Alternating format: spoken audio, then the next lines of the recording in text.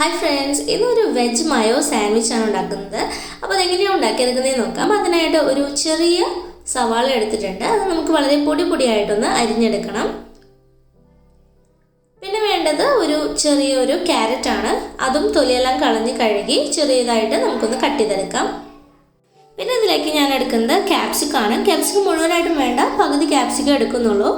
അതും നമുക്ക് നേരത്തെ അരിഞ്ഞതുപോലെ തന്നെ വളരെ പൊടിയായിട്ടൊന്ന് അരിഞ്ഞെടുക്കണം.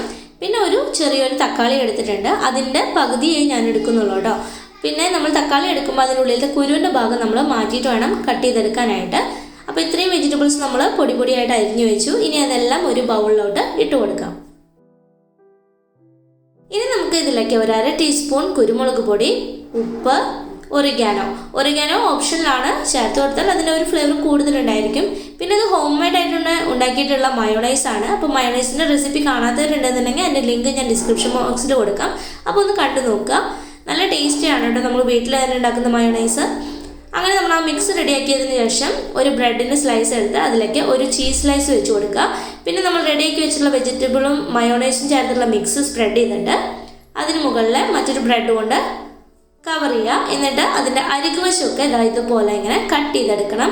പിന്നെ ഇതുപോലെ തന്നെ നമുക്ക് സെർവ് ചെയ്യണമെങ്കിൽ ഇങ്ങനെ തന്നെ സെർവ് ചെയ്യാം. അല്ലാന്നുണ്ടെങ്കിൽ കട്ട് ചെയ്തിട്ട് നമുക്ക് ഒരു ട്രയാങ്കിൾ ഷേപ്പിൽ ഈ ഒരു സാൻഡ്വിച്ച് സെർവ് ചെയ്യാവുന്നതാണ്.